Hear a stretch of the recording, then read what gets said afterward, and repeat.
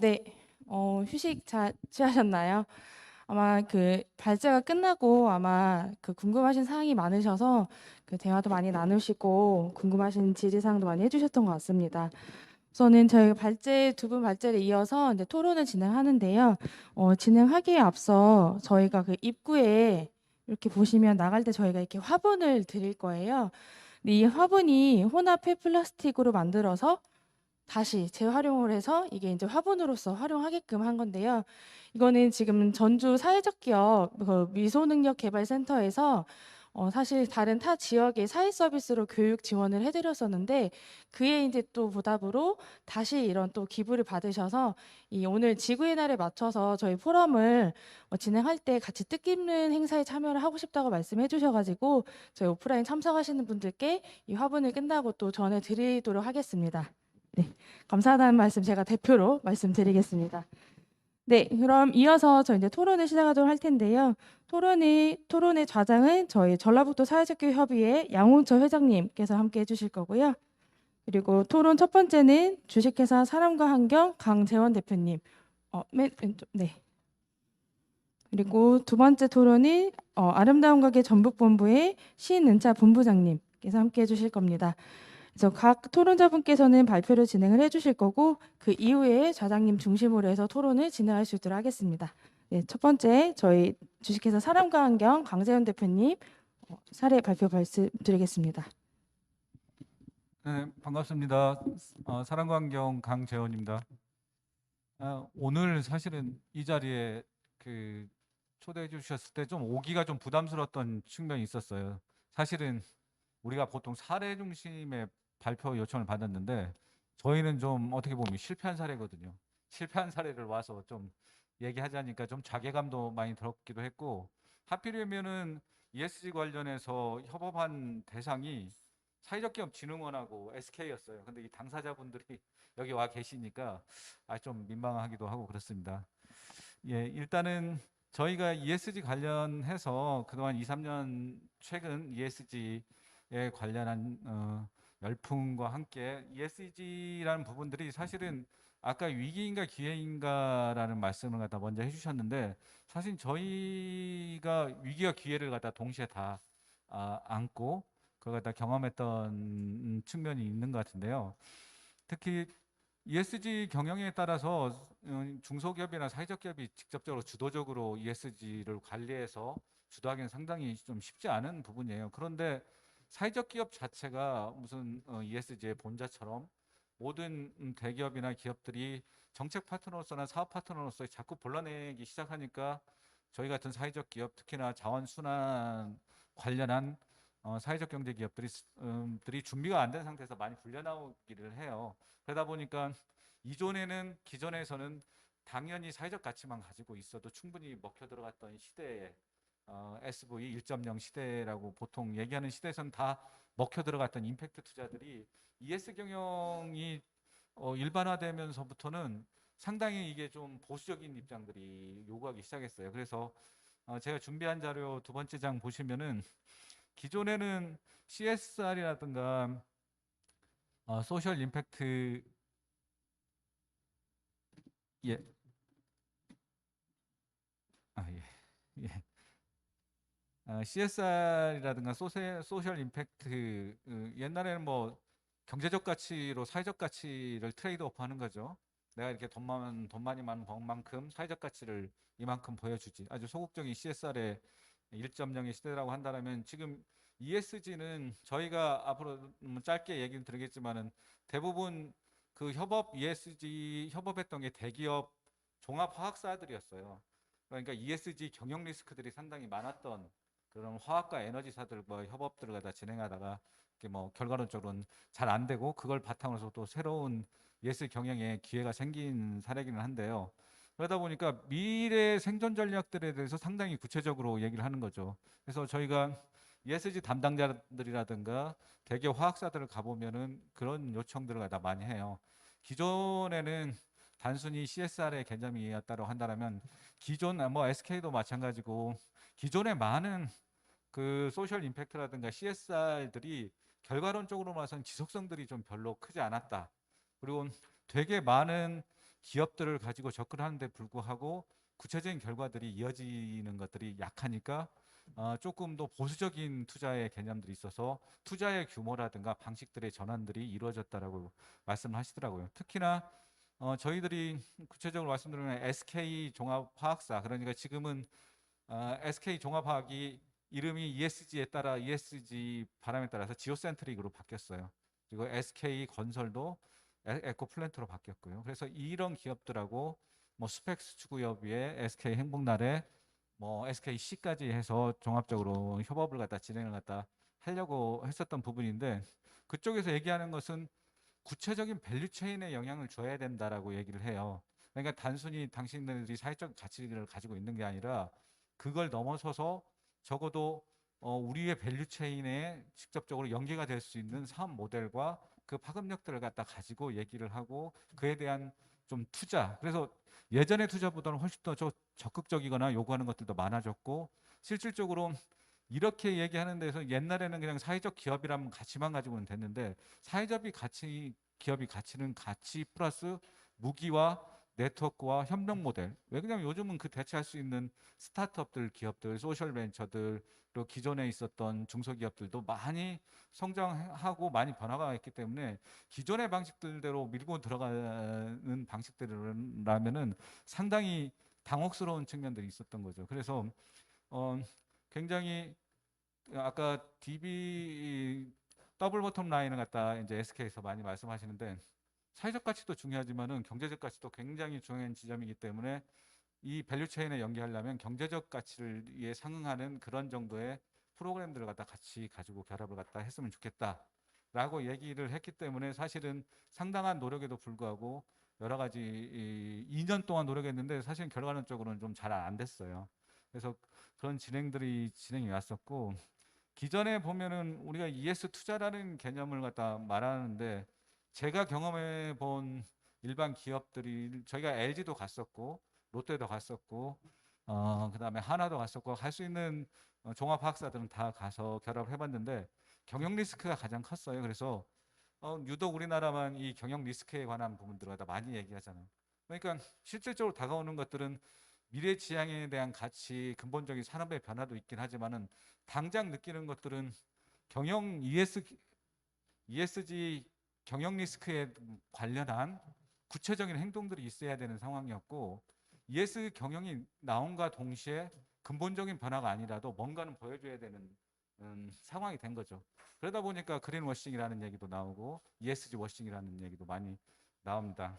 그래서 어, 이런 기업들이 하려고 했던 그 롯데에서 했던 프로젝트 루프나 이런 것들이 사실 저희들이 사회적 기업들이 자원순환 관련한 사회적 기업들이 너무 밸류체인의 맨 바닥에서 가치를 제대로 인정받지 못하고 역사가 오래됐는데도 불구하고 여전히 수지분반 이상의 가치를 못 내고 있기 때문에 그 이상의 가치를 내기 위해서 여러 협업 상대와 함께 대기업이 가장 문제가 되고 있는 플라스틱 문제, 그리고 가장 플라스틱을 공급하는 종합화학사, 에너지사들에게 직접적으로 자원순환에 대한 책임과 밸류체인에 연계하는 모델들을 갖다 요청을 하는 사례거든요. 그런데 뭐 이게 잘못됐다라고 얘기를 하는 건 아니고, 롯데 같은 경우는 상당히 좋은 협업 사례예요.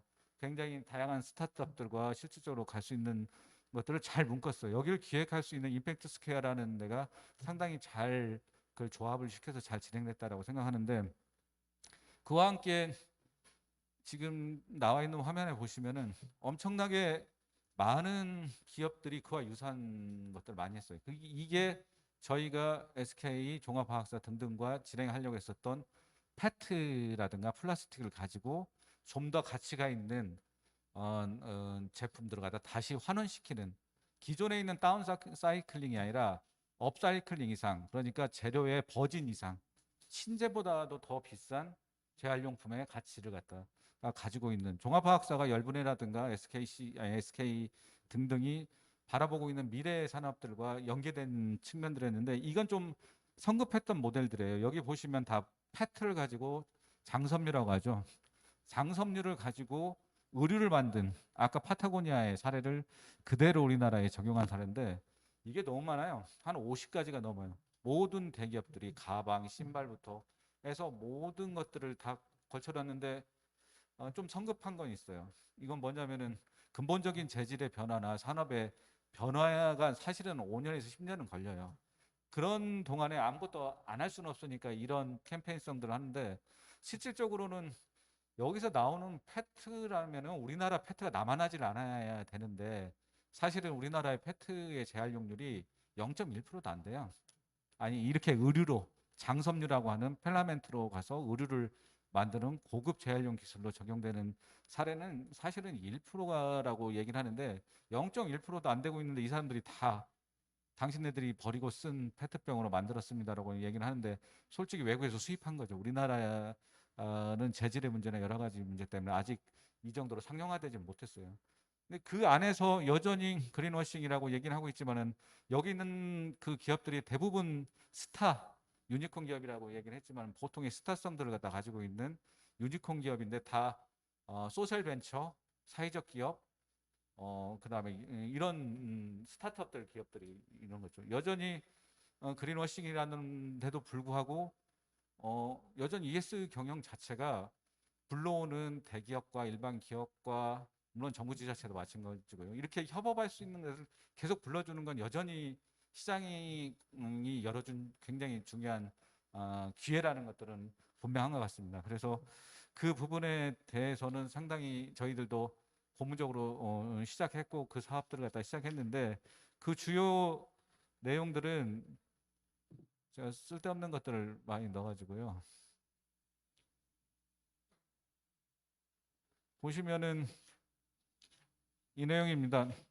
대기업이 플라스틱들을 갖다 계속 만들어내는데, 특히나 에너지 화학사들은 플라스틱으로 만들어내는 원료들을 공급하는 회사들이거든요.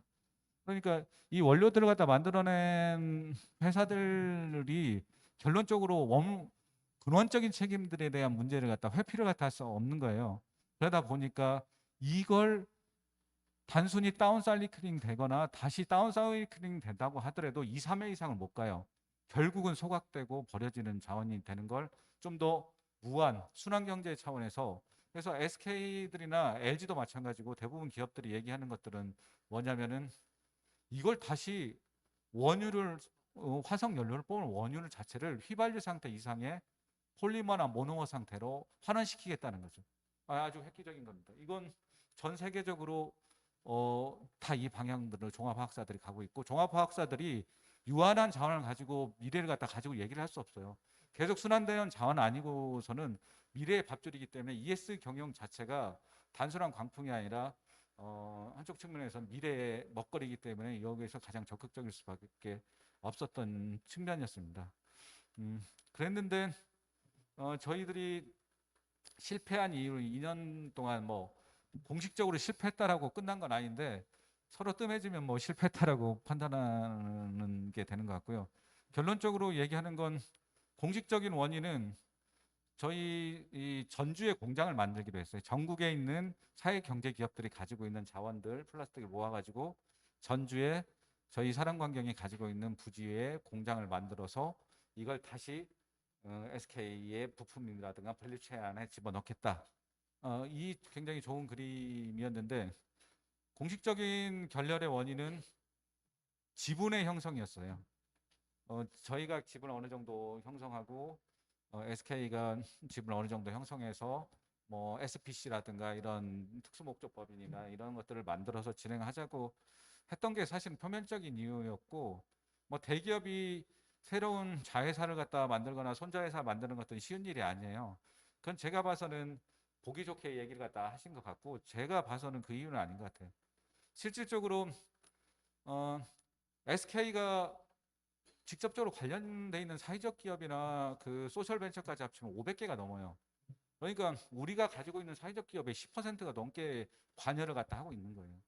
근데 그렇게만 가지고 있는 게 아니라, 그러면은 우리와 비슷한 좀 더 많은 사회적 경제의 부류들과 교류를 갖다 하고 있다라는 측면이 있는 거고, 또 한 가지는 대기업이 자원순환대에서는 이거에서 CSR이라든가 다른 캠페인들을 많이 했어도 자원순환 개념은 영세한 중소기업의 영역이었기 때문에 대기업이 한 번도 진출해 본 시장이 아니에요. 그렇기 때문에 경험과 인프라가 없는 거죠.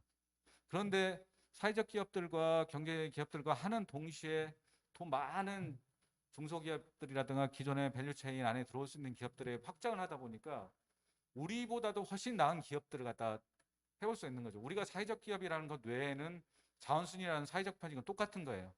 내가 어떻게 돈을 버느냐의 방식의 차이인 거지. 결론적으로 말하자면은 우리보다도 더 많은 규모의 경제예요. 대기업들 자체는. 그리고 SK가 그 추구하는 양은 우리나라 전체 플라스틱 양을 다 소화할 수 있을 정도의 큰 규모. 지금 울산의 도시 유전이라는 프로젝트를 갖다 할 정도의 큰 규모를 갖다 하는데 우리가 필요한 프로토타입의 정도가 되려고 하더라도 규모의 경제가 어느 정도는 받쳐줘야 되는 거죠. 이게 제가 판단한 겁니다. 그러니까 기본적인 규모의 경제들이 형성들이 안 됐고 그런 경쟁력들을 잘 갖추지 못했다라는 측면이 있었고 한 가지 측면은 어떤 측면이었냐면은 이슈 파이팅. 그럼에도 불구하고 좀 스토리가 극적이거나 조금 더 이전처럼 좀 고루하지 않고 진부하지 않고 조금 더 나은 아이템이라든가 아니면은 조금 더 특별한 기술 완성되지는 않았다도 모멘텀이 되는 기술들에 대한 필요가 있었는데 구체적으로 얘기해서는 이런 평가가 나왔어요. 이게 좀 약한데 정부 환경부 정책이라든가 지자체들을 좀 끌어들여갖고 이걸 좀 대기업이 맛있게 식사할 수 있는 좀 접시가 필요하지 않았나. 그래서 공식적인 것들은 좋은 걸로 마무리했지만 결론적으로 말하자면 굉장히 쓴맛을 많이 봤죠. 우리가 가지고 있는 전국적인 사회적 경제가 가지고 있는 네트워크들, 그 다음에 그동안 경험들, 인증제라는 공인이 가지고 있는 공신력들을 갖다 가지고 내밀었는데 너무 새롭지가 않은 거예요. 기존에 아무것도 가지지 않는 아이디어만 가지고 있고 조그마한 기술 하나만 가지고 있는 이 스타트업들보다도 훨씬 더 매력적이지 않은 거죠. 그래서 굉장한 자기 반성들이 있었고 그에 대한 부분들이 고민이 있었습니다. 그래서 SK 지오센트릭하고는 사실은 뭐 연락을 잘 안 하는 관계로 됐고 근데 이런 관계에 대한 교훈들이 좀 쌓이다 보니까 조금 방향을 선회해서 그러면은 우리가 전체 페트라든지 플라스틱을 갖다 공략을 갖다 할 수 없고 그 대표성이 없다라고 한다라면은 서럽게 정책적으로 환경부도 요청하고 우리가 타겟을 해서 그래도 사회적 경제 영역들이 어느 정도 영향력을 갖다 할 수 있는 품목이 뭘까 했던 게 일회용 컵이었습니다. 일회용 컵이 6월부터는 그 공공수거 아니 그 보증금제에 의해서 수거 체계가 필요한 거예요. 그러니까 환경부에서는 굉장히 큰 드라이브를 걸어서 일회용품에 관련한 일회용 컵들. 근데 일회용 컵들은 전국에 3만 8천 개의 지점에서 1차적인 대상이 수거를 해야 되는데 누군가를 수거를 해야 되는 거잖아요. 그래서 이 수거하는 프로그램들과 함께 이 환경부가 그러면 사랑관경하고 사실은 시범 사업을 지금 진행을 하고 있어요. 그래서 6월 10일 날 하되 사회적 경제의 영역들이 그 부분에서 굉장한 큰 영향력들을 차지하게 할 수 있게끔 저희들이 수거 체계들을 만들고 있어요. 그게 대부분들은 자활을 중심으로 그 수거 체계를 갖다 만들고 있는데 이런 수거 체계를 만들고 대기업이 그래서 환경부와 정책의 민감도를 높이고 대기업이 결합할 수 있는 것은 SK 종합화학이 아니라 SK 에코플랜트. SK 에코플랜트는 RVM이라고 하는 무인 회수기 처리. 앞으로는 공병제처럼 독일의 판트처럼 대부분들은 무인 회수기 처리 시스템으로 돌아가려고 하고 사업을 준비하고 있는데 거기 사업 파트너가 필요한 거잖아요. 그래서 어 그래서 대기업이 종합화학은 아니지만은 SK 에코플랜트와 저희들이 이제 협업을 해서 수거 체계 망들을 다시 구축하고 거기서 가져온 다시 페트컵들과 종이컵들을 재활용해서 좀 더 다시 컵으로 만들 수 있는 컵투컵 이상의 제품들을 만들기 위해서 또다시 이제 전주에서 공장을 설립하려는 계획들을 가지고 준비를 하고 있습니다. 그래서 지금은 6월 10일 이전에 수거 체계를 만들기 위해서 계약들을 갖다 많이 진행 중이고 있고요. 시범 사업 추진들이 결과들이 잘 나오고 있는 것 같습니다. 그래서 사실은 준비 없이 아니면 사회적 가치 ESG가 사실 우리가 준비해서 온 건 아니거든요. 근데 우리가 어떻게 등장했어요. 근데 그거에 대한 깊은 고민, 우리가 사회적 경영이 협업 사례로서의 오히려 대기업이나 기업과의 그 결합하는 과정에서 많은 기회가 생긴다고 보는 건데 그거에 대한 구체적인 전략이라든가 고민이라든가 협업 모델이라든가 이런 것들에 대한 고민들이 크지 않았다라는 반성과 함께 그거에 대한 구체적인 준비를 하기 위한다라면 굉장히 전략적이고 그 함께 할 수 있는 파트너와 그 사업을 제안할 수 있는 것들을 계속 훈련시켜야 된다라고 보는 겁니다. 그래서 우리가 가지고 있는 자산이 정말 경쟁력이 있는 건가라는 측면이 있고요. 그다음에 고민해야 된다는 거고요. 소셜 벤처나 스타트업들에 대한 다양한 교류들이 있어야 된다고 봅니다. 그래서 저희들이 그런 창조적인 사업 진행에 대해서 약간은 그 주춤할 때가 있어요. 그래서 좀 더 사회적 경제 영역들 더 폭넓게 해서 지금 많이 이슈가 되어 있는 기업들과의 교류와 아니면은 그 네트워크와 때로는 뭐 스케일업 이런 것들에 대한 구체적인 전략들이 필요하지 않을까 생각합니다. 고맙습니다.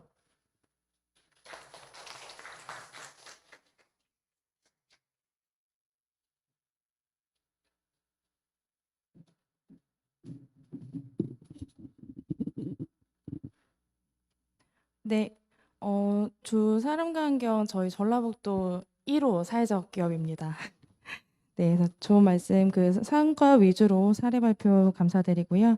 다음 이어서 아름다운 가게 전북본부 신은채 본부장님 이어서 부탁드리겠습니다. 박수로 부탁드리겠습니다. 네, 안녕하세요. 저는 아름다운 가게 전북본부에서 온 신은창 간사라고 하고요. 우선은 첫 시작하기 전에 저희 아름다운 가게의 핵심 가치인데 그물코 정신을 제가 잠깐 읽어드릴게요. 우리는 누구도 혼자서는 살아갈 수 없습니다. 시간과 노력을 나누는 것에서 우리는 서로의 연결고리를 더 튼튼하게 만들 것입니다. 이거는 저희가 아름다운 가게에서 추구하는 핵심 가치이기도 하고 오늘 이 같은 주제를 가지고 각각의 기관에서 이렇게 만날 수 있다는 이 자리가 너무나 의미가 있는 것 같습니다. 시작하도록 하겠습니다.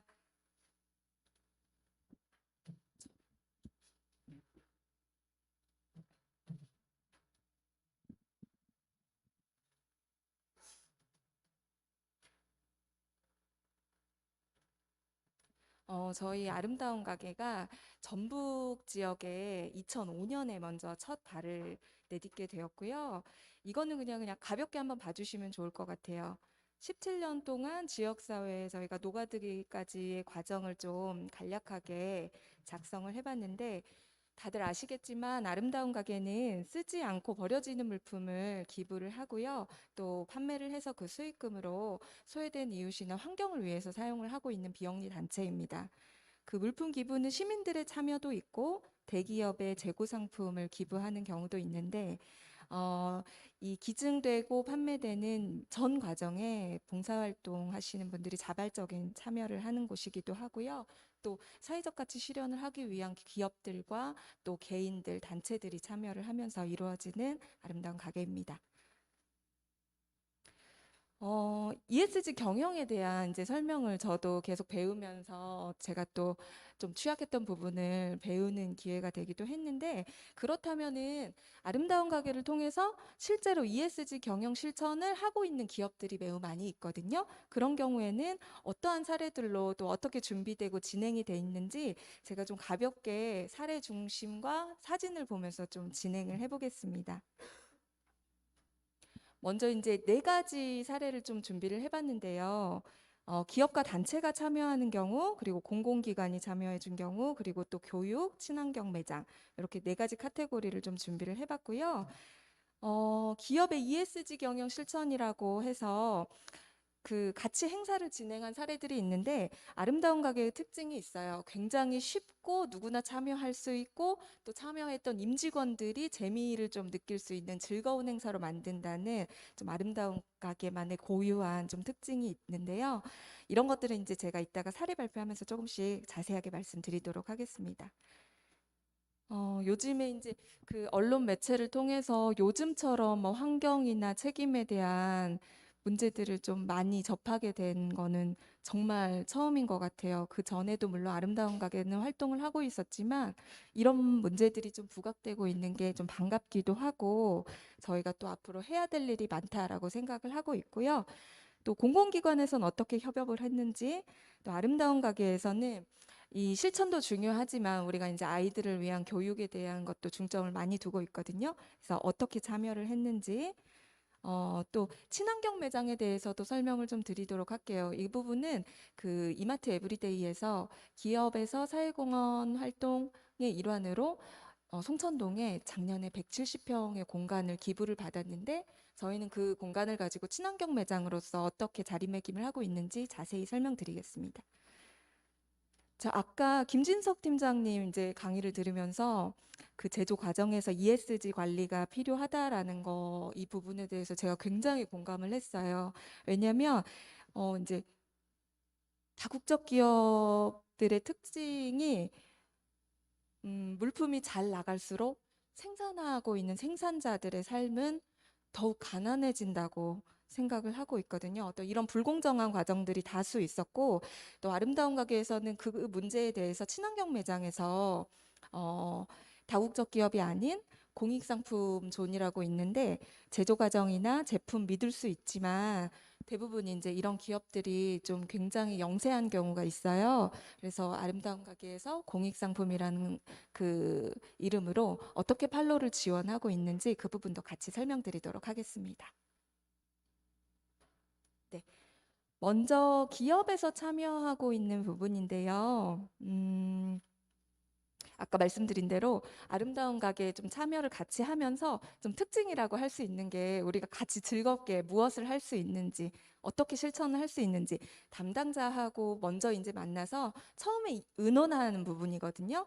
그래서 우리가 이제 전북의 아름다운 가게에서 지금까지 얼마만큼의 기업들이 참여를 했는지 한번 쭉 돌아보니 현재까지 한 100여 개의 기업이 참여를 했더라고요. 그런데 이제 다들 아시다시피 전라북도라는 지역이 기업의 수라든지 굉장히 부족하고 또 많이들 인구수도 부족하고 함에도 불구하고 나름 많이 그 참여를 해주셨더라고요. 그래서 어, 가장 최근에 이런 사회공헌 활동을 했던 전북은행과 한국전기안전공사와 그다음에 또 특이한 사례로 전북대학교 병원과 그다음에 타 지역의 사례를 좀 말씀드리도록 하겠습니다. 저희가 2005년에 오픈을 할 때 전북은행에서 트럭 한 대를 기증을 해주셨어요. 그 트럭의 용도는 아름다운 가게가 시민들을 만나서 물품을 기부받을 수 있게끔 운행할 수 있는 차량을 기증을 해주셨고요. 이거는 이제 기업의 사회공헌 차원에서 기부를 해주시긴 했지만 사실 기업 입장에선 그것이 굉장히 쉬운 일은 아니었다라고 생각을 하고 있거든요.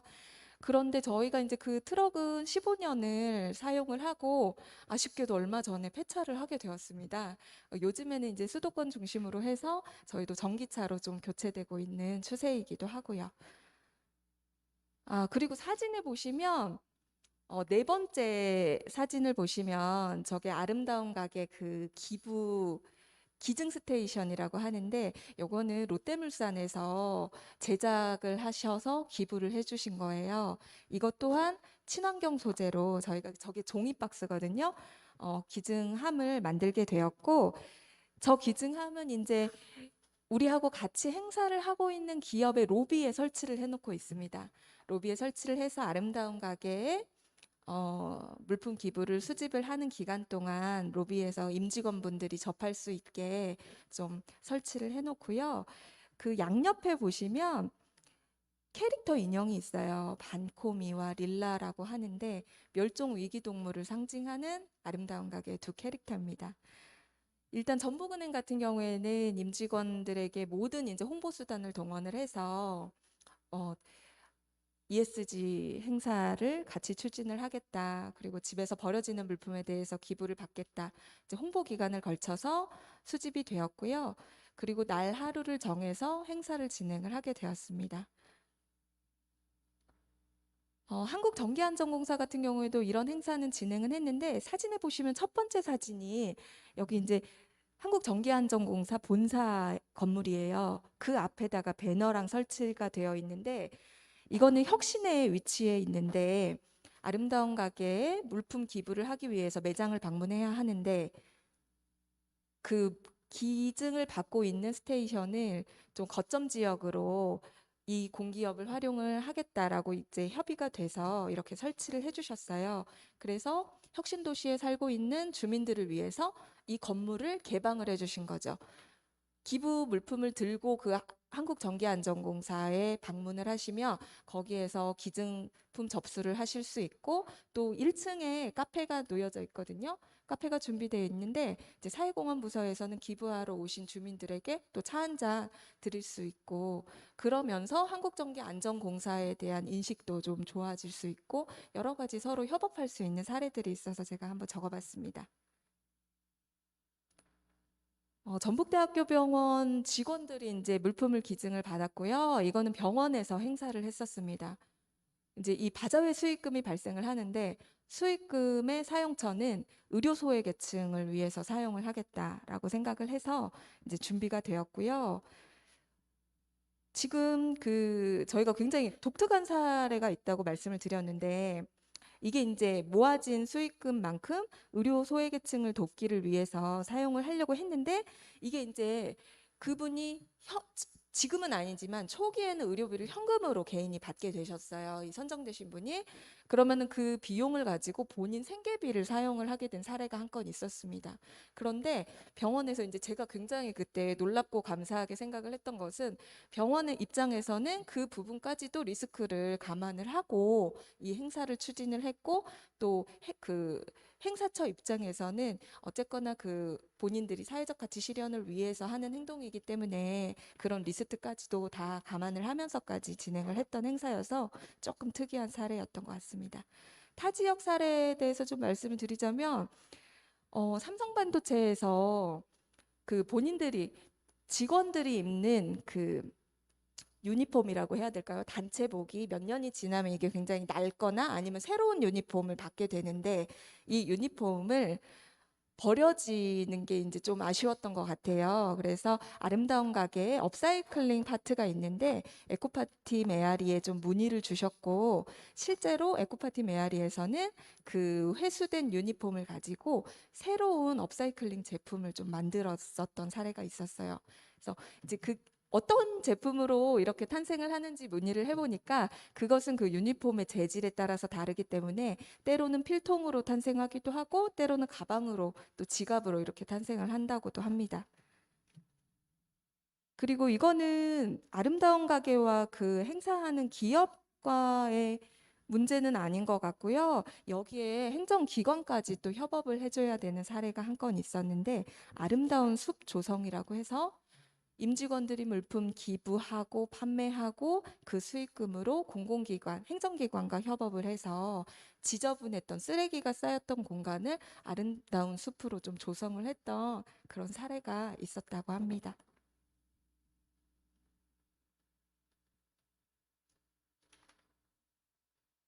다음은 이제 공공기관인데요. 저희가 기업하고 행사를 하기도 하지만 실은 공공기관과 좀 협업하는 사례들이 간혹 있긴 한데 사회가치 활동에 좀 동참을 하기 위해서 설득하는 과정이 실은 기업보다 행정기관을 설득하는 작업이 오히려 더 힘들 때가 있더라고요. 그리고 또 이렇게 참여를 했을 때는 가장 중요한 게 그 기관장의 의지가 굉장히 중요하더라고요. 그래서 오히려 기업보다 좀 더 이렇게 같이 참여를 하는 것이 좀 어려운 사례들이 있어서 제가 이 밑에 보시면 전주시청에서 기부했던 사례에 어, 어느 부서에 어떤 팀장님이신지를 제가 이렇게 넣어놨던 이유는 사실은 이게 이제 기관장의 의지만으로도 안 될 때가 있는데 중간 단계에서 결심을 해주셨기 때문에 제가 너무 감사하기도 하고 또 이런 사례들을 좀 많이 알리고 싶어서 이렇게 실명을 좀 거론을 해놨고요. 처음에 시작은 전라북도 교육감님께서 이제 당선된 후에 축하 화분을 아름다운 가게로 모두 다 기부를 해주셨어요. 또 아름다운 가게에서는 어떤 이런 좋은 기운을 함께 나누면 좋겠다라는 취지로 좀 시민들과 함께 이런 판매 행사를 했었고 또 그것이 기부해주신 분의 어떤 호감도를 좀 상승시키는 그런 사례가 되었었던 것 같아요. 그래서 만족도가 좀 높아지셨고 그것이 축하 화환이 들어오면 기부를 한다. 축하 화환 이꼴 아름다운 가게 이렇게 생각하는 좀 계기를 마련했던 것 같습니다. 지금 저희 전라북도에서 가장 잘 이 축하 화환 릴레이가 되고 있는 것은 정읍 지역이고요. 정읍은 시청에서 뭐 누군가가 승진만 해도 받으시는 화환들을 모두 다 아름다운 가게에 기부를 하고 계십니다. 예. 그리고 또 이제 이런 것들을 몇 번 접하게 된 시민들 입장에서는 좀 굉장히 어떤 관공서와 같이 이렇게 즐겁고 뭐 이런 좋은 경험을 선사해 드리는 것 같아요. 그리고 저희가 지난 4월에 친환경 이벤트를 좀 진행을 했었어요.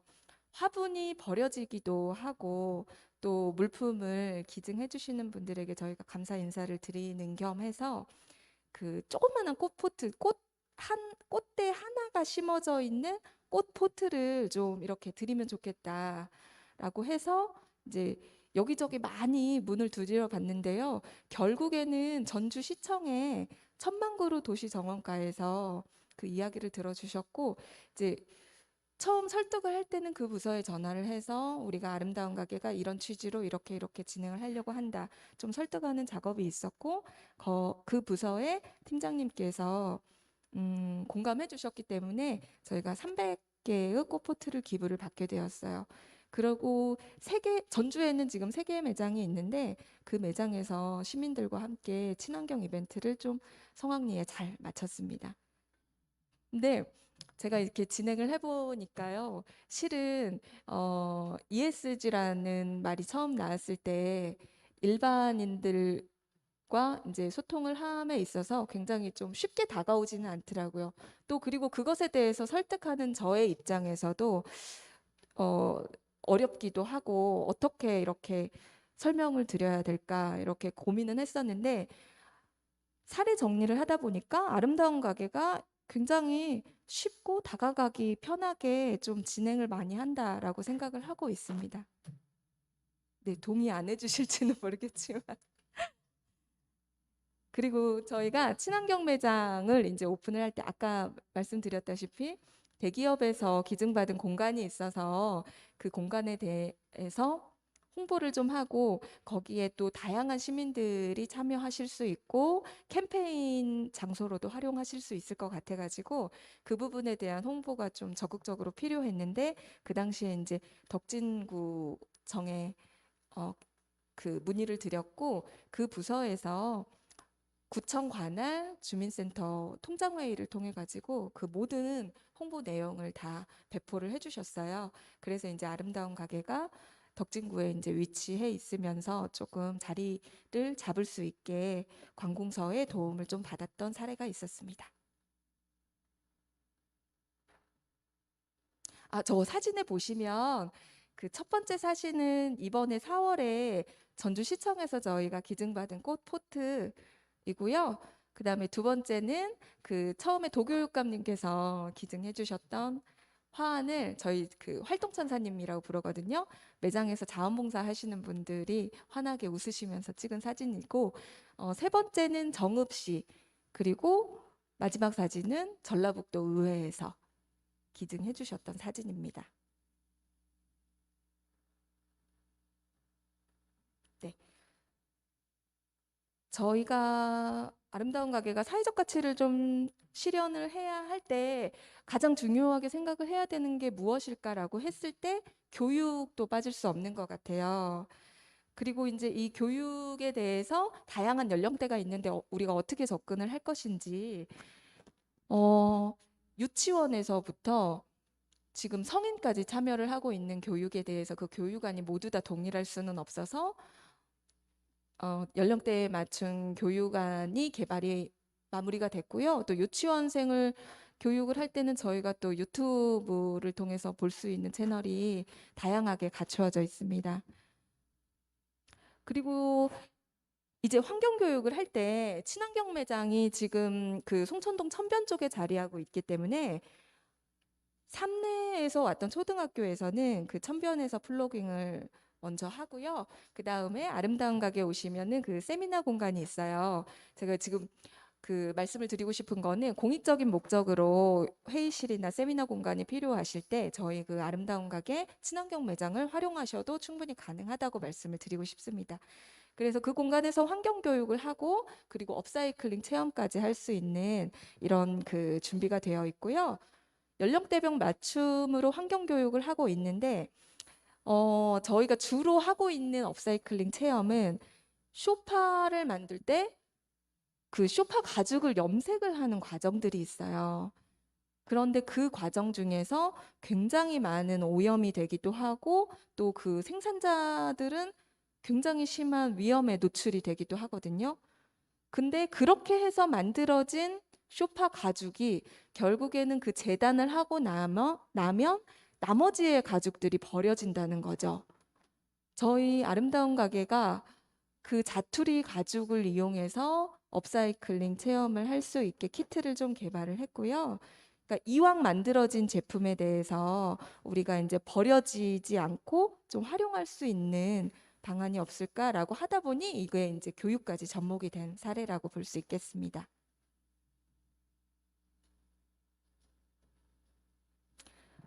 그리고 제가 계속 말씀드렸었는데요. 저희가 전라북도에 친환경 매장이 오픈을 했고, 지역에서 아름다운 가게가 친환경 컨셉으로 매장을 만든 첫 사례라고 보시면 돼요.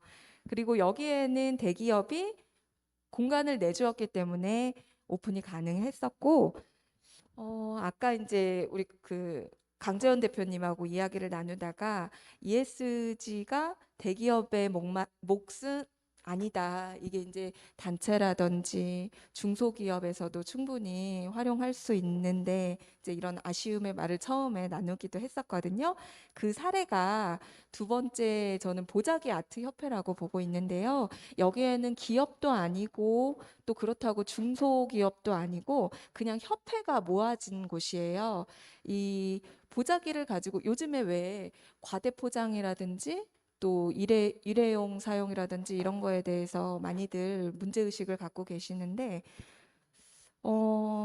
이렇게 한 번 쓰고 버려지는 일회용 포장이 아닌 우리의 아름다운 보자기를 활용하는 법에 대해서 첫 번째 이제 그 우리 캠페인존에서 전시를 한번 했었고요.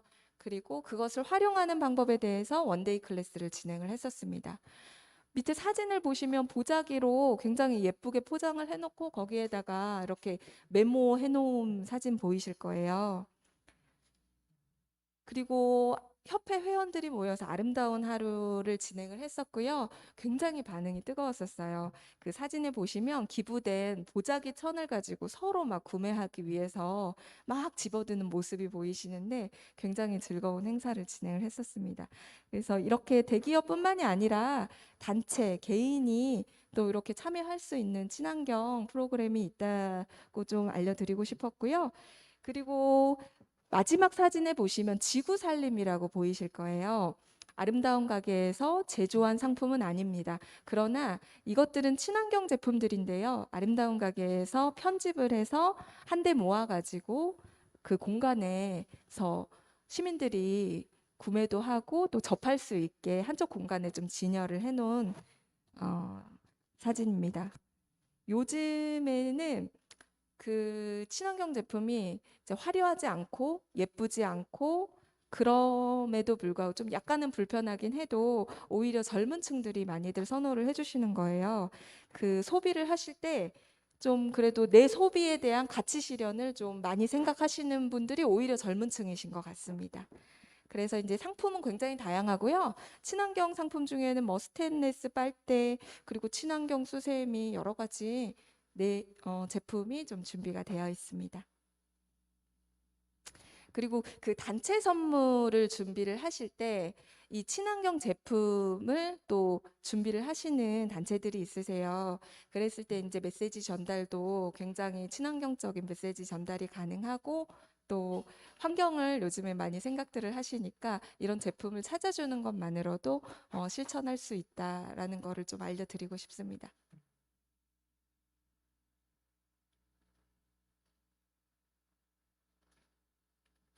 이거는 그냥 참고만 하시라고 제가 적어뒀고요. 전북본부가 이제 어떻게 태어났는지 2005년도에 아름다운 가게가 전북에 발을 내디으면서 처음에 2개 매장으로 시작을 하게 됐어요. 그중에 첫 번째 오픈했던 대광마트는요. 이분이 뭐 굉장한 자산가가 아니었음에도 불구하고 본인이 운영하고 있는 마트에 한 공간을 내어주면서 시작을 하게 되었습니다. 그 다음에 두 번째 매장은 지금 안해숙산부인과 1층 공간에 원래는 그 소아과 운영하던 건물이었는데요. 그곳에도 아름다운 가게가 탄생할 수 있게 공간을 내주면서 이제 저희가 처음 시작을 하게 되었고, 이런 것들을 자료를 정리하면서 보니까 굉장히 한 17년 전부터 작은 지역이었지만 이런 어떤 가치에 공감하고 실천을 하기 위해서 많은 분들이 움직여 주셨구나라고 하면서 다시 한번 깨닫게 되었네요. 네, 이상입니다. 감사합니다.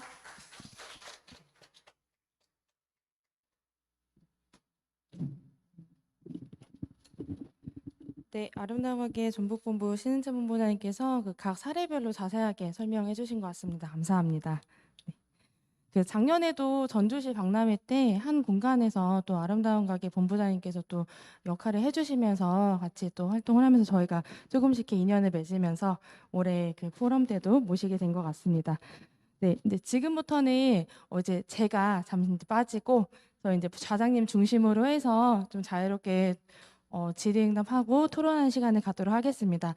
지금 참여하고 계신 저희 대표님 및 실무자님께서도 궁금하신 사항 있으시면 질문해 주시면 좋을 것 같습니다. 네, 차장님 시작해 주시죠. 네, 안녕하십니까. 예, 차장을 맡은 전라북도 사회적 기업 협의회장 양홍철입니다. 먼저 우리 한국사회적기업진흥원 인증평가팀 우리 김진석 팀장님, 또 우리 SK 주식회사 CNC 정창래 수석님, 우리 주식회사 사랑환경 강지원 대표님, 또한 재단법인 아름다운 가게 우리 전북본부의 신희찬 본부장님들과 함께 이 포럼 토론을 할 수 있게 된 것을 영광으로 생각합니다. 함께 해주셔서 감사합니다. 이 자리는 지속 가능한 지역사회를 위한 ESG 사회적 경제 학사라는 과제를 안고 있는 우리 사회적 경제 우리 공동 운명체로서 이 시간이 경험과 노하우를 공유하는데 그 의의가 있다고 생각을 합니다. 지금까지 우리 우리 김지석 팀장님의 발제하고 또 우리 정창래 수석님의 두 발제를 들어보셨고요. 또 우리 사회적 기업의 선배이시면서 우리 또 폐기물 관련 전문가이신 우리 사람과환경 강재원 대표님의 협업 사례하고 우리 재단법 아름다운 가게 우리 신인철 본부장님께서 ESG 관련 민간 협력 사례를 또 열정적으로 이렇게 발표해 주셨습니다. 지금까지 이 발표 사례별로 보다 더 자세하게 우리 알고 싶은 내용이 있으시면 우리 참여하신 우리 사회적 경제 우리 대표님들 또 우리 유관기관 우리 선생님들께서 거침없이 질문 부탁을 해주셨으면 좋겠습니다.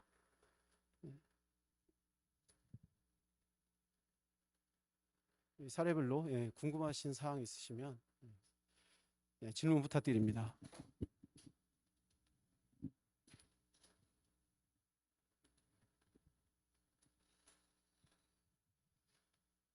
네, 좀 생각할 기회를 드리겠습니다.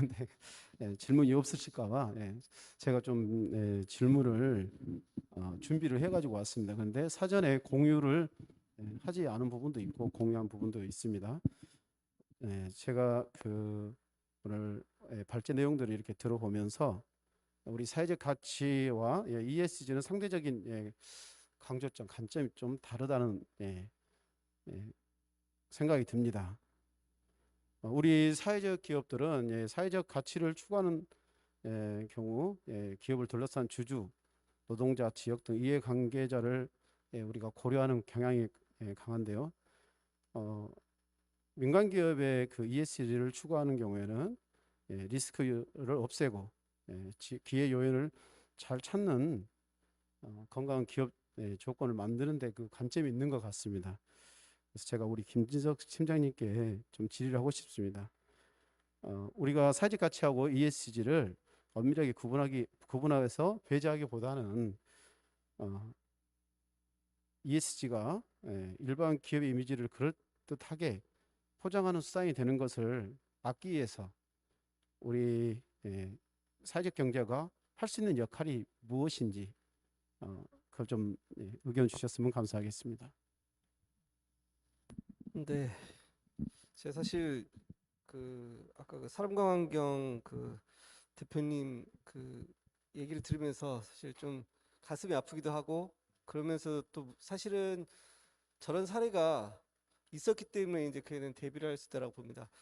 제가 원래 한 3, 4년 전쯤에 제가 지금 현재도 사실 ESG는 제 주요 업무가 아니거든요. 다른 데가 있긴 하지만 제가 3, 4년 전부터 ESG에 대해서 고민을 했었던 이유가 바로 우리가 준비 없이 ESG라는 환경에 접했었을 때 분명히 얘기하는 것처럼 우리는 스타를 뽑으려고 하는 경향이 있거든요. 그리고 이게 ESG 경영이라고 하는 것 자체는 사실은 장기적으로 돈을 벌자는 돈에 관한 얘기라는 거거든요. 좀 얘기가 좀 다르지만 제가 그거부터 좀 정리를 해보려고 하는 건데 예전에 그 임팩트 투자나 이런 것들은 뭐 착한 기업 해가지고 뭐 이런 부분을 했을지 모르겠지만 앞으로 ESG 투자는 사실 철저하게 돈의 관점에서 봐야 될 것 같습니다. 그러니까 아무래도 보수화된 건 어찌 보면 당연한 얘기. 그리고 제가 계속 조금 돌려서 말씀드렸지만 우리가 제공하고 싶은 사회적 가치가 아니고 상대방이 원하는 그 ESG 이슈가 됐든 상대방이 원하는 걸 제공해야지 사회 가치라는 그것도 서비스라고 생각하시면 될 것 같아요. 근데 그런 트레이닝이 안 된 상태에서 하다 보면 많은 대화에 사실 조금 문제가 생길 수 있지 않을까? 당연히 기업 입장에서는 궁극적으로는 이게 지구라고 하는 어떻게 보면 가장 큰 돈을 벌 수 있는 장소가 지금은 약간 브레이킹 포인트라고 저는 얘기를 하는데 이게 평형이 깨져가지고 이제 더 이상 돈을 못 벌 수 있는 상태가 됐기 때문에 이제 사실 지구에 대한 세이브 더 어스 막 이런 생각을 하는 건데 그런 관점이지만 사실 결국은 돈에 대한 얘기거든요. 돈을 장기적으로 벌자는 얘기. 그런 관점에서 조금 생각을 해보셔야 될 것 같아요. 그리고 투자의 방식이 아직까지는 저희 사회적 기업들한테 그동안 십몇 년 동안 힘들었던 얘기가 그거거든요.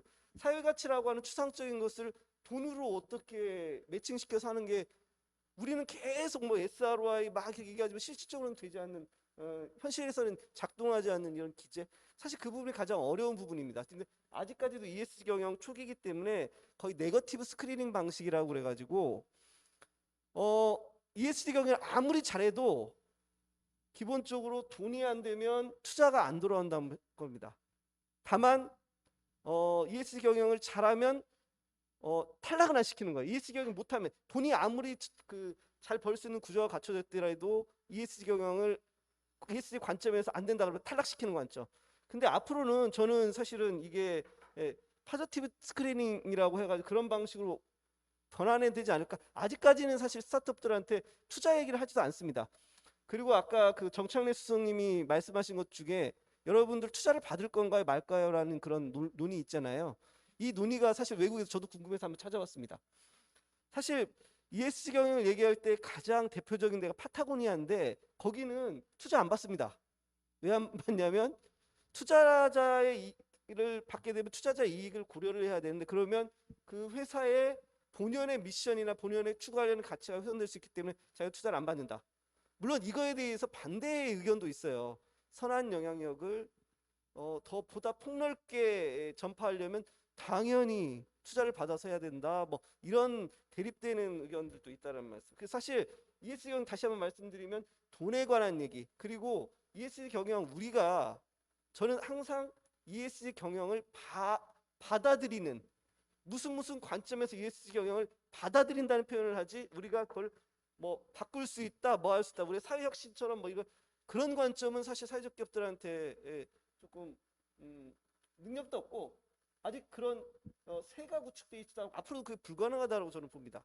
다만 촉매제 역할을 할 수는 있을지 모르겠지만 ESG 경영이나 외부 환경을 적극적으로 어떻게 받아들이냐. 근데 일반 대기업들 같은 경우는 댐을 쌓으면 됩니다. 이게 로버스트라고 위기나 변화에 대응하는 방식 중에서 로버스트라고 해가지고 그냥 다 막아내면 되거든요. 근데 사실 우리 사회적 기업은 그런 힘이 없잖아요. 그러면 그걸 수용을 하되 ESG라는 이 환경의 기회든 위기든 수용을 해서 사회적 경제 조직의 사회적 가치라고 하는 그런 것을 본질을 지킬 수 있는 방법이 뭘까가 사실 제 3, 4년 동안 화두였습니다. 그래서 사실 ESG 경영 얘기할 때 본질을 지킨다는 것 자체가 구분시켜서 내가 이걸 변화시킬 수 있다라는 거, 내가 영향을 미칠 수 있다는 생각을 일단 접어두고 이걸 어떻게 받아들일 수 있을까? 상대방이 원하는 게 뭘까? 저 사람들은 돈을 벌려고 하는 게 우선인데, 예, 뭐 그런 생각을 당연히 해보셔야 되지 않을까. 그리고 두 번째로 그린워싱. 사실 아름다운 가게는 되게 잘하고 있거든. 심지어는 이걸 막뭐 억지로 이렇게 여기는 이미 브랜드 그 환경이라고 하는 재활용이라고 저 업사이클링인가 그거를 차별화 그거를 차별화해서 이미 경쟁력을 오랫동안 명성을 쌓아왔기 때문에 사실 제가 미국에서 뭐 얘기하는 지브라 유나이트라고 하는 데서 하는 게 이런 차별성을 가지고 그걸 경쟁력을 잡으라는 그런 차원이었거든요. 근데 사실 저도 지금 되게 걱정입니다. 플라스틱 관련돼서 제가 얘기를 안 하려고 그랬는 건데 리사이클링 거의 안 돼요.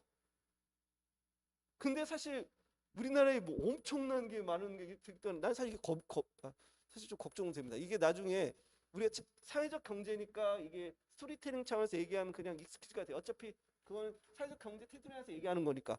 ESG 경영은 그런 게 아니고 돈에 관한 얘기고 경쟁자들이 봤었을 때 만약에 그 부분을 들춰내 가지고 무슨 해양오염에서 건져냈다고 해서 그게 어떻게 리사이클 되니? 라고 따지기 시작하면 이게 나중에 걷잡을 수 없는 사실 이런 부분은 누군지는 모르지만 지적을 해야 되는 상황이 아닌가 좀 이런 생각 듭니다. 그래서 저는 일단 ESG라는 관점을 너무 어렵게 보지 말고 우리가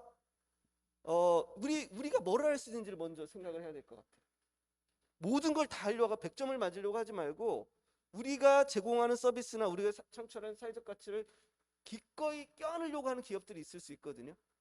우리가 먼저 제시를 해가지고 우리가 이런 게 있는데 니네가 관리하고 있는 이런 이슈하고 맞을 것 같아. 그래서 니네 요구하는 사항을 우리가 맞춰줄 수 있을 것 같은데 그렇게 된 다음에 하면은 사실은 준비를 하기 쉬운데 이게 무슨 아까 얘기했던 몇 개 기업 그렇게 접근하면 나중에 지금은 출발은 어쩔지 모르겠지. 그 스타 기업들은 만들어질 거예요. 근데 문제가 이 스타 기업들이 전반적인 우리 사회적 기업들 차원에서는 과연 좋은 걸까? 만약에 한 번이라도 딱 깨지게 된다라고 그러면 끝장이지 않을까? 사실 이런 부분이 걱정이 듭니다. 이게 답이 됐을지 아닐지는 모르겠지만 사실 그리고 마지막으로 제가 ESG 경영이라고 할 때 사실 관점이 중요하다고 얘기하는 건데 우리 소비자 운동할 때도 사실 좀 그렇습니다. ESG 경영이 좋은 거 착한 일에 동참한다는 건 아니고요. 사실 미래 세대를 위해서 불편함을 감수하겠다는 것을 서약하는 거거든요. 물론 저는 제 애들이 저의 미래 세대이기 때문에 걔들 에어컨 적절히 틀어줄 거고요. 다만 그 우리 애들을 위해서 내 불편함을 감수하겠다 그런 서약을 하는 차원으로 우리가 좀 이런 ESG를 받아들여야 되지 않을까? 불편함을 감수를 당연히 전제로 해야 된다라는 생각, 좀 이런 생각으로 하고 있습니다. 네, 예, 감사합니다. 뭐 질의하실 분 있으십니까?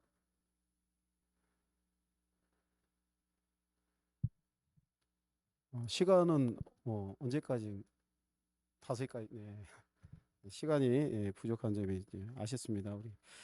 제가 우리 정창재 선생님 이렇게 발제를 들으면서 저는 또 궁금한 것들이 생기더라고요. 그래서 제가 우리 정창재 선생님께 질의하고 싶은 거는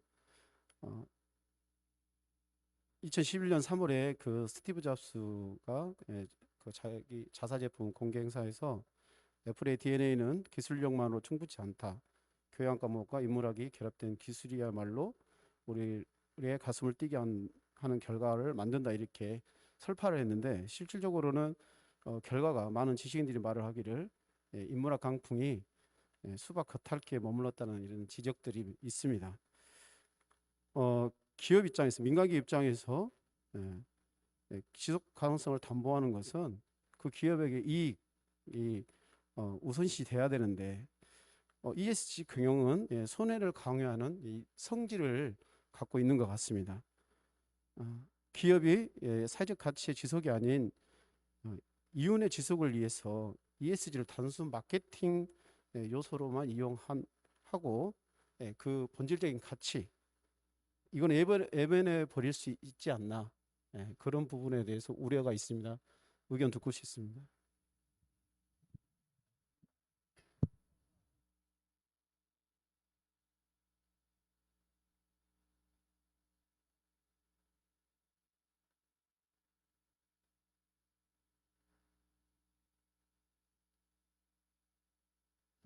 기업의 사회적 책임의 얘기가 나왔을 때부터 뭐 그린워싱 얘기 많이 나왔고, 기업이 왜 이렇게 착한 일을 하느냐, 그냥 자기네 돈 더 많이 벌려고 하는 거 아니냐, 이런 얘기들이 많이 있었죠. 그래서 우려되는 점이고요.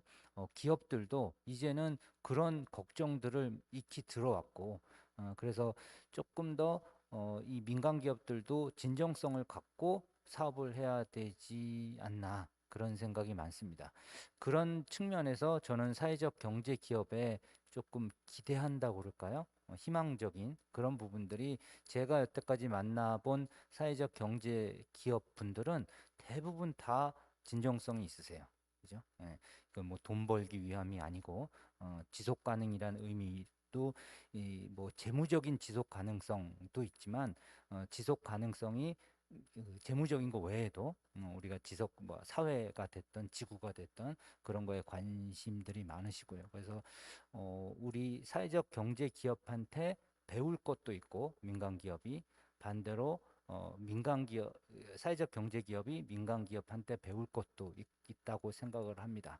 그런 지점을 적절히 잘 찾아서 함께 성장해 나갈 때 정말 이 사회가 변하고 이 세상이 조금 더 살기 좋은 세상, 따뜻한 세상이 되지 않을까 싶고요.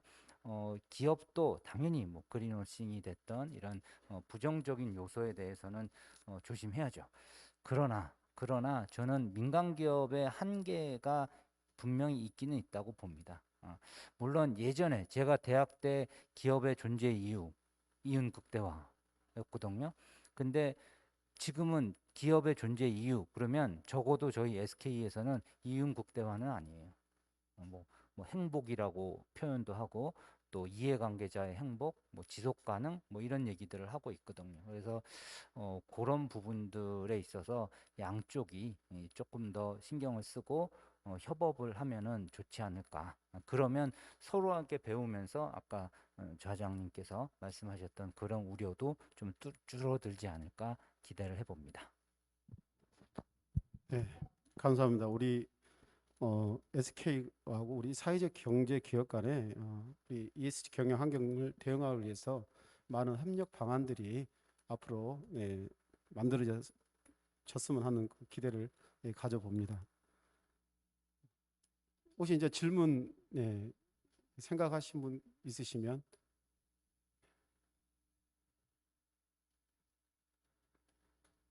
제가 이 질문은 사전에 좀 준비했던 건데 우리 강재원 대표님께서 너무 이 사례 발표하시면서 잘하셔가지고 제가 좀 질문을 하기가 하까마까 고민을 많이 앉아서 했습니다. 사실 지금 우리 강재원 대표님께서는 폐기물 관련 전문가이십니다. 그래서 제가 우리 강재원 대표님 그 협업 사례를 들으면서 그런 질문을 좀 하고 싶어가지고 우리 그 대기업 및 사모펀드 회사들이 국내 그 폐기물 산업 중에서도 재활용 쪽이 아닌 소각 처리 시설 이쪽 시장에 진출을 많이 하고 있습니다. 투자를 많이 하고 있고요. 1년에 거기서 발생하는 매출이 20조 정도 되는 걸로 제가 알고 있습니다. 이들 기업들이 그 ESG 경영을 앞세워 가지고 그린워싱을 한다는 그런 우려가 많이 있습니다. 그린워싱을 통해서 천문학적인 수익을 챙기기 위해서 환경 사업에 이렇게 뛰어들었다.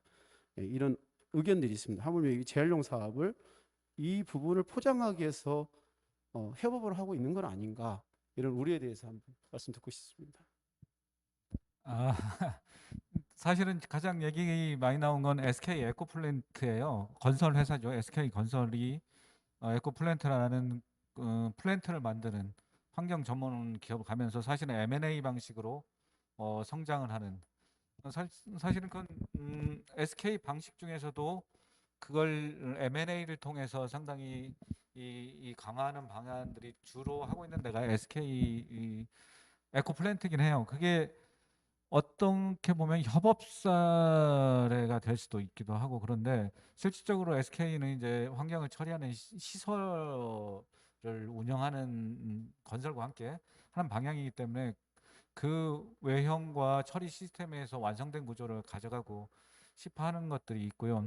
물론 SK 종합화, 그러니까 지오센트릭이나 롯데화학이나 LG도 똑같은 고민들이었어요. 잡음이 들릴 가능성이 있어요. 왜냐하면은 어떻게든 접근을 해야 되는데 실질적으로 그 주도권들은 대기업들이 가져가고 싶어하는 부분들이 있다는 거죠. 근데 이게 방식이 조금 더 강하면은 M&A 방식들이 진행이 되기도 하고 아니면 공동 합작 아니면은 아주 다양한 협업 관계들을 갖다 유지하려고 MOU를 남발을 하긴 하죠. 뭔가는 제스처를 줘야 되는데 그거에 대해서 나쁜 측면도 있고 좋은 측면도 있긴 하지만 분명한 건 기존의 자원순환 사업들을 했었던 영세 기업들에 대한 보호 요청도 상당히 커요. 그래서 SK 서린빌딩으로 쫓아가겠다는 사람들이 많아요. 사실은 왜 중소기업의 영역이 있었던 데들을 씨까지 말려가면서 이걸 해야 되느냐. 근데 저는 그렇게만 볼 문제는 아니라고 봐요. 그런 측면도 있긴 하지만은 분명하게 다운 사이클링 된 이 전반적인 자원순환 사업에 분명한 판을 없는 업그레이드 사업들은 중요하다. 그렇긴 한데 그거에 대해서 순서와 같이 이 균형 있게 운영하는 뭔가 변화하는 그런 좀 기술이 좀 필요한 것 같아요. 그래서 굉장히 대기업 종합화학사들이 007 작전을 하듯이 막 몰래 몰래 만나거든요. 사실은 공개되면은 노이즈가 많다. 이런 방식이기 때문에 좀 더 공개적이고 좀 더 투명하게 하면서도 같이 협업을 좀 제한해 봐도 나쁘지 않을까라는 생각이 있고요. 그렇습니다. 그걸 뭐 딱히 잡아서 그렇게 얘기를 할 수 없으나 분명한 문제 제기가 있을 필요성들은 있는 것 같고요.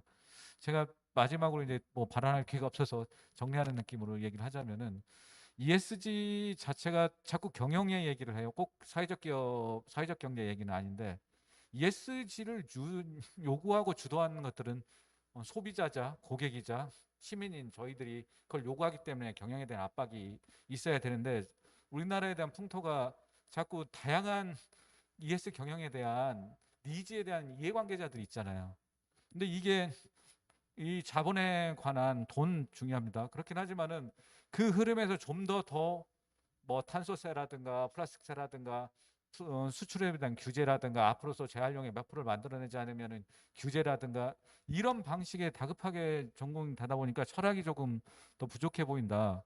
저는 그래서 좀 뭔가 과정이 좀 필요하지 않느냐. 아까 CNC가 주로 하시는 작업인데 측정되지 않으면 관리되지 않는다라는 얘기가 있어요. 그러니까 뭐 지표도 만들고 SVI, KDI 다 좋은데 지금 기업들이 자기가 자신들이 만들어내는 지표들을 가지고 통일되지 않은 것들을 가지고 계속 홍보하듯이 하는데 그러면은 그런 기업들이 아니면 그거에 주범이 되는 취약한 기업들이 우리의 시민들의 ESG에 대한 요구들을 가지고 수렴해서 측정하고 측정이 돼야 관리가 될 거 아닙니까? 그래야 뭔가의 변화가 생기는 건데 그런 측면이 다 오버 그 거세된 상황에서 기업의 경영 차원에서 접근하다 보니까 사회적 기업들도 먹고 사는 문제에 결합하는 부분들이 상당히 커졌어요.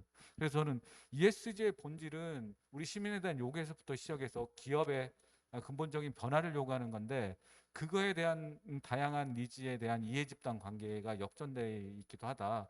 그래서 그에 대한 힘의 균형들을 바꾸는 작업이나 니즈를 받아내는 것들이 꼭 대기업의 협업에서부터 시작할 필요성은 없는 것 같다라는 생각이 듭니다. 플로우에서 질문이 안 나오니 제가 강 대표님한테 질문을 하나 드리겠습니다.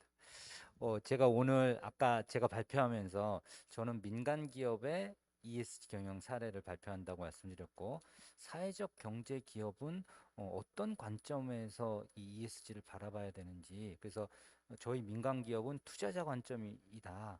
그래서 다를 수 있다 그랬는데 오늘 강 대표님 맨 마지막에 그 정리해 주신 시민이라는 단어가 좀 가슴에 와닿은 것 같아요. 그래서 저도 동의가 되네요. 옆에서 들으니까요. 그래서 사회적 경제 기업에 계신 여러분들 꼭 ESG 경영을 어떤 관점에서 어떤 목적으로 왜 라는 부분에 신경을 많이 써주시면 오히려 제가 좀 더 배워가고 싶고요.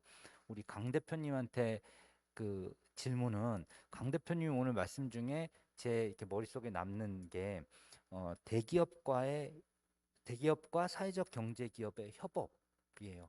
물론 실패하셨다고 말씀드렸는데 일단은 실패를 축하드립니다. 실패해서 배운다고 하는데요. 그죠?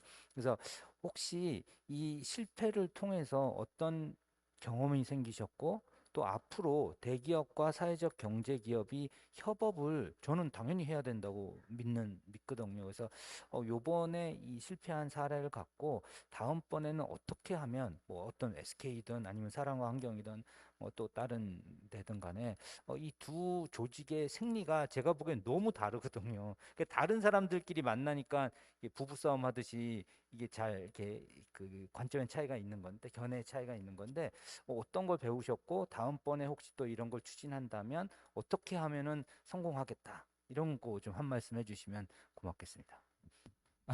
아까 그 사회복지노원에서 김준석 팀장님께서 미리 말씀을 아까 결론에 가까운 말씀들을 하셨는데 저는 진행하면서가 준비가 안 된 것들도 있었지만은 준비를 해가면서 우리가 막 SK든 LG의 모든 굉장한 중요한 역할에서 중요한 키를 가지고 있고 그 변화의 무슨 게임 체인저처럼 생각하고 사실은 많은 그 무게감들을 가지고 있는데 사실은 대기업들이 요구하는 것들은 그런 걸 요구하진 않거든요. 우리가 그 대기업의 많은 역량을 우리 하나로 해서 막 많은 것들이 바뀔 거라고는 하질 않고 그 안에 많은 조각 중에 하나일 거라고 저는 생각을 해요. 그래서 일단은 무게감이라든가 우리가 좀 현실적이고 실용적인 측면에서 접근을 해야겠다라는 생각이 가장 많이 들었어요. 왜 그러냐면은 우리가 사업계획에서 보면은 이쪽에서 요구한 답을 결국은 그거에 다 답변을 해서 협업이 좀 불공평한 거잖아요. 그런 상황에서 하는데 결국 여기 요구에 맞추기 위해서 우리를 자꾸 뜯어고치고 있더라고요.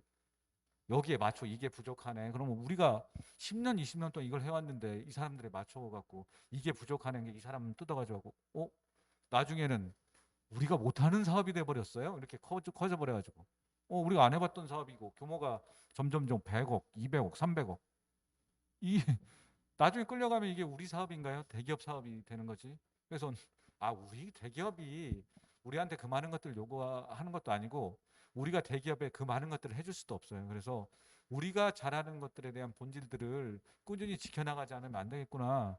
결국은 저희가 뭘 해야 되는지 모르게 내용이 각색돼 있었어요. 당신이 그걸 요구한다고 하는데 우리도 노력해서 이만큼을 해줄 수 있는데 우리가 잘하는 건 이거예요. 물량을 모으는 규모의 경제를 잘하는 데는 여기고 기술력들을 가지고 있는 게 여기고 제가 롯데 그 임팩트 스퀘어의 역할을 갖다 했던 건 뭐냐면은 그걸 연기하는 사람들이 진흥원이 됐든 아니면 이 뭐 임팩트 사업들을 갖다 지원하는 데가 됐든 다양한 사례와 다양한 전문가들을 결합시켜서 이걸 완성돼가는 그림으로서의 하나의 우리 구성원들이 될 수 있겠구나 이런 거였고 지금은 많이 어깨에 힘도 많이 빠졌고 부담감도 많이 한쪽으로는 많아졌고 한쪽으로는 좀 덜어졌어요. 그래서 우리가 잘할 수 있는 것들도 많고 그전엔 너무 의존적인 것도 있었어요.